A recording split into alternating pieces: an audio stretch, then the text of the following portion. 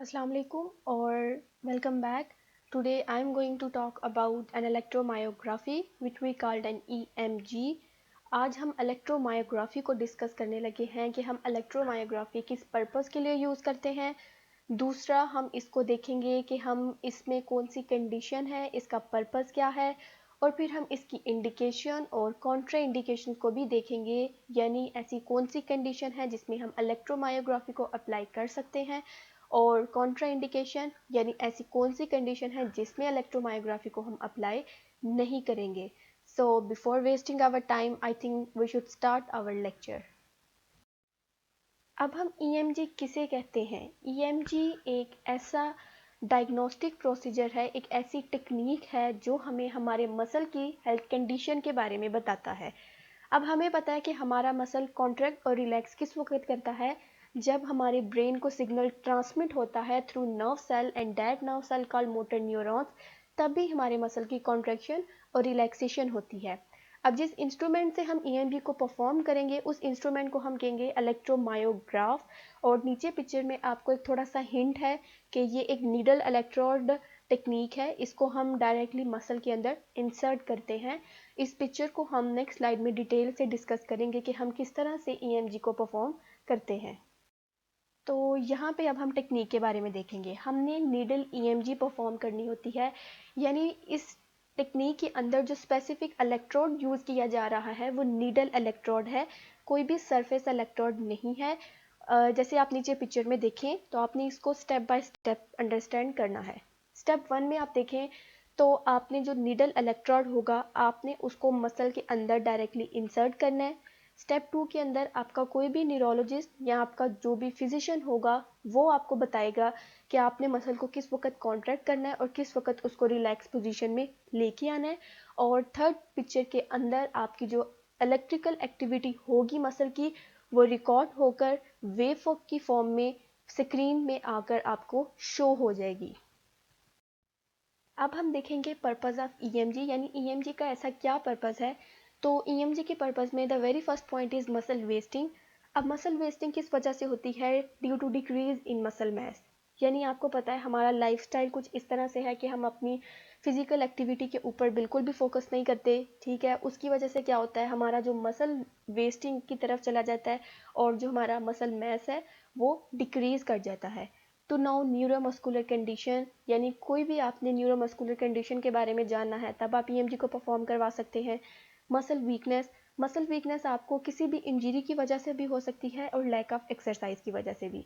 Lack of exercise तो एक बहुत ही इंपॉर्टेंट इसमें फैक्टर है, लेकिन इंजरी यानी फॉर एग्जांपल आपका एक मसल था वो एक पहले नॉर्मली बिल्कुल फंक्शन कर रहा था, लेकिन किसी भी आप उस मसल के ऊपर कोई इंजरी हो गई है, कोई भी उसके ऊपर प्रेशर आया है, तो वो मसल जिस तरह पहले नॉर्मल था उसमें वो बात नहीं रही, वो चीज़ नहीं रही और अब वो वीकनेस की तरफ आ गया है।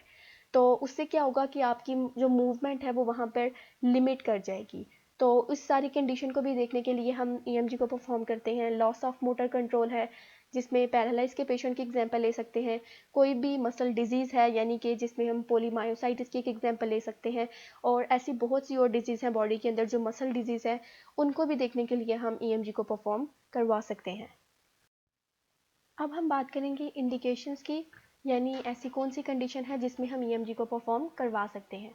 तो इसमें very first one is muscle atrophy. Muscle atrophy is a condition जिसके अंदर आपका मसल जो है वो वीक हो जाता है, वेस्ट अवे हो जाता है, जिसकी वजह से आपके मसल में जो स्ट्रेंथ है वो भी डिक्रीज आने लग पड़ती है और वहाँ पे मूवमेंट लिमिटेड हो जाती है, क्योंकि आपके मसल में वो स्ट्रेंथ नहीं रही, तो उसकी वजह से आपका मसल जो है वो डिक्रीज कर जाएगा।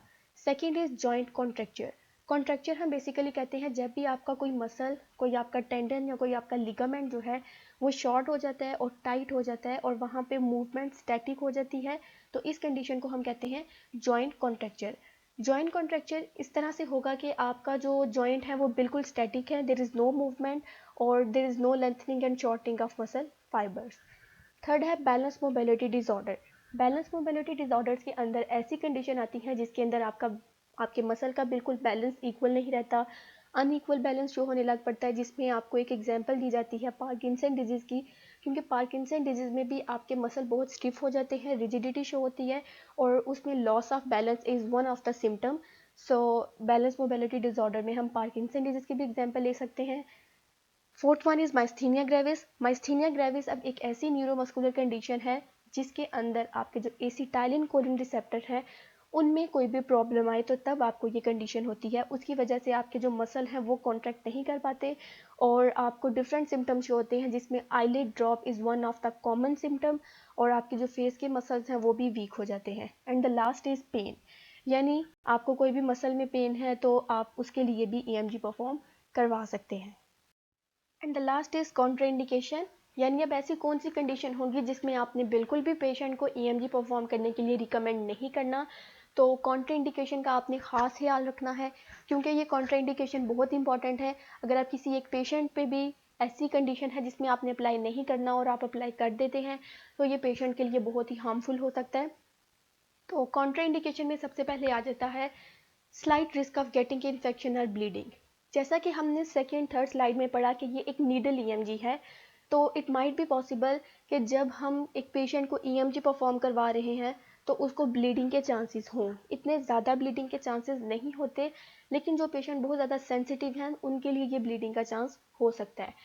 सेकेंड, अनस्टेबल फ्रैक्चर, यानी आपका फ्रैक्चर है, फॉर एग्जांपल किसी एरिया में आपको फ्रैक्चर हुआ है और वो अभी से प्रॉपरली हील नहीं हुआ, उसमें वो सारा हीलिंग का प्रोसेस अभी उतना स्टार्ट हुआ ही नहीं है, ठीक है, वो बिल्कुल अभी मिड में है और आपने उस एरिया में उस आपने पार्ट में EMG को परफॉर्म करवा दिया है, तो उससे क्या होगा कि वो जो फ्रैक्चर है वो फर्दर डैमेज की तरफ जाएगा और बहुत सी डिफॉर्मिटीज़ काज कर जाएगा।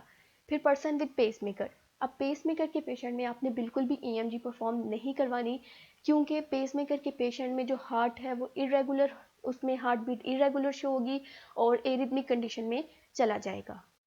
उसके बाद अगर कोई पेशेंट है वो अपने जॉइंट को मूव करने से प्रोहिबिट कर रहा है तब भी आपने उस पर EMG परफॉर्म नहीं करनी क्योंकि माइट भी पॉसिबल उसके जॉइंट में वो स्ट्रेंथ ना हो, तो डेट्स वाई कि वो आपको प्रोहिबिट कर रहा है अपने जॉइंट की मूवमेंट करवाने में। और लास्ट में अगर किसी भी जॉइंट स्ट्रक्चर में किसी भी लिगामेंट में किसी भी तरह की इंजरी है तब भी आप EMG परफॉर्म नहीं करवा सकते। So that was all from today's lecture. Do subscribe to my channel and thank you so much for being attention. Thank you so much for watching this video. Till then, stay happy and stay blessed.